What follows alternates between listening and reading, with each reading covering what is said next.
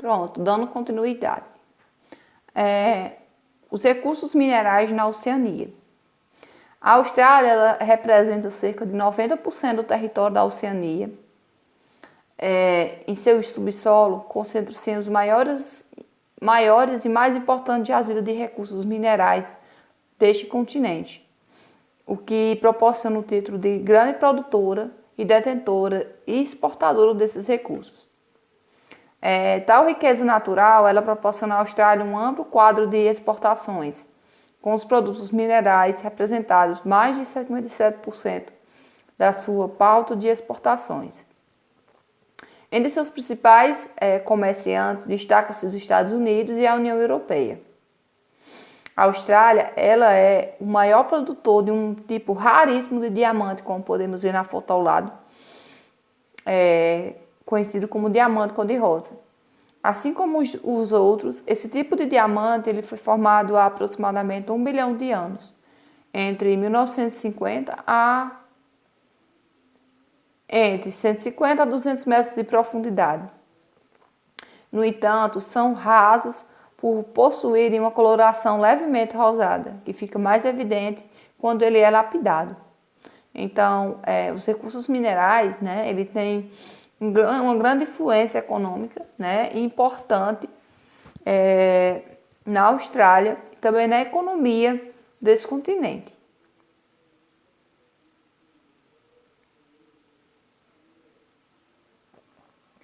Outra questão também, vamos falar, é sobre a APEC, né? A APEC, gente, ela é um bloco econômico que engloba economias asiáticas, americanas e da Oceania. A sua formação, ela se deve principalmente à crescente interdependência das economias da região da Ásia Pacífica. Então, ela foi criada em 1989, inicialmente apenas como um fórum de discussão entre os países da ASEAN e alguns parceiros econômicos da região do Pacífico, né, se tornando assim um bloco econômico apenas em 1994, na Conferência de Shanghai, quando os países se comprometeram a transformar o Pacífico numa área de livre comércio. Então, quais eram os principais objetivos da APEC, né? Bom, com sua criação, os principais objetivos eram estimular o comércio de produtos e serviços entre os países membros, reduzir as tarifas alfandegárias e taxas de importações, as relações comerciais entre os países membros.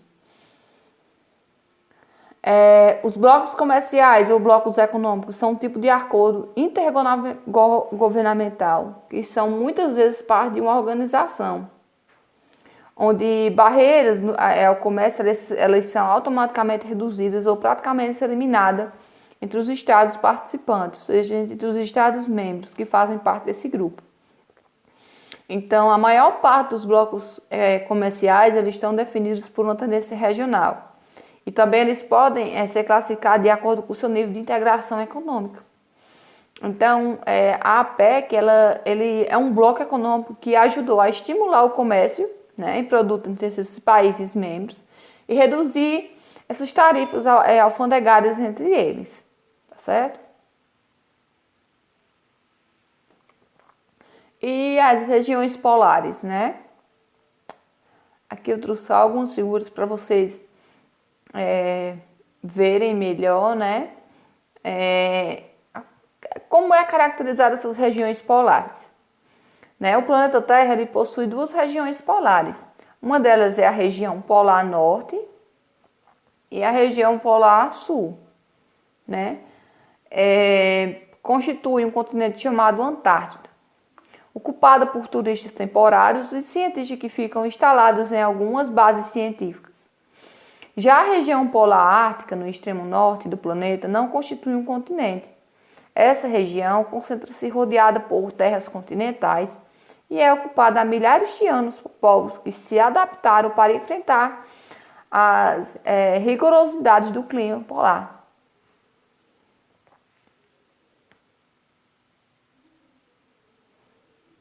As regiões polares. As condições naturais adversas, como o frio extremo e os ventos fortes, os rios e lagos congelados, a carência de solos e a grande vegetação na duração dos dias e das noites, fazem das regiões polares áreas anêconas, constituindo vazios demográficos com baixa inserção na economia global. Ou seja, essas condições que eu acabei de falar, né, essas condições naturais, faz com que as pessoas elas não tenham condições de morar nesse local, né? Por isso que é chamado essas regiões polares, né, elas são consideradas como os vazios demográficos, justamente devido a essa falta de condição, né, natural das pessoas morarem, né, fazem desse lugar um lugar praticamente vazio, né, justamente por essa falta de condição natural de se adaptar, né, o ser humano. E a população do Ártico, né? Vamos entender um pouco. Eu trouxe só algumas imagens para vocês conseguirem fixarem melhor a característica desses povos, tá certo? Então, no Ártico, as condições naturais desafiam a sobrevivência humana, como eu acabei de falar anteriormente.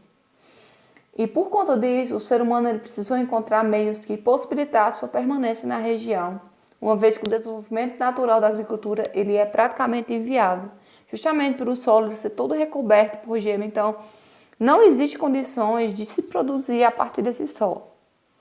Então, diversos povos compõem a população no Ártico, cada um com sua denominação distinta. Os Inuits constituem um desses principais povos, pois eles ocupam a região entre o Estreito Bering e a Groenlândia. Outro pertencente a essa região do Ártico são os Lapões, que se estabeleceram a princípio na Lapônia, região que se estende no noroeste da Rússia ao norte da Noruega. E nos dias atuais vivem predominantemente na Noruega. Tradicionalmente, os Lapões eles praticavam a pesca e a agricultura, mas se destacavam sobretudo pela criação de renas, deslocando-se sazonalmente para acompanhar os rebanhos. Por isso eram considerados povos nômades, por se localizarem, né, em determinado período do ano. Então, ó, aqui a gente pode ver, né, os Lapões, aqui essa figura abaixo, com os trenós e os outros povos, né, que são uma população característica dessa região do Ártico. E como é a economia, né, nessa parte? Então, há milhares de anos são exploradas as potencialidades econômicas da região do Ártico, porém de maneira não predatória. Nos dias atuais, embora a caça e a pesca comercial de determinadas espécies de mamíferos sejam proibidos, parte dos povos nativos pôde continuar capturando animais apenas para sua subsistência. Atualmente, a economia do Ártico está muito diferente. A partir de meados do século XX, a antiga economia tradicional dos povos nativos passou a conviver cada vez mais com atividades econômicas mais modernas. Isso ocorreu, sobretudo, né, em razão da descoberta de grandes jazidas minerais e de petróleo na região, que atraiu muitas empresas extrativas que, por sua vez, elas acabaram impulsionando a expansão urbana e a infraestrutura regional, incentivando a vida de imigrantes para a região. Além dos recursos naturais, né, a região possui também uma grande importância para a economia mundial, pois várias rotas comerciais e marítimas aéreas elas passam por ela. Então, a economia ela é baseada também, né, através desses recursos naturais, né, e fez com que impulsionasse também a expansão urbana, né, dessa economia, e também devido à sua localização, né, sendo como uma das rotas de grande importância para a economia mundial, que é preciso passar por ela. Então, a economia ela é baseada através disso. Então, pessoal, é isso. Espero que você tenha gostado do conteúdo, tá? E agora vamos discutir em sala.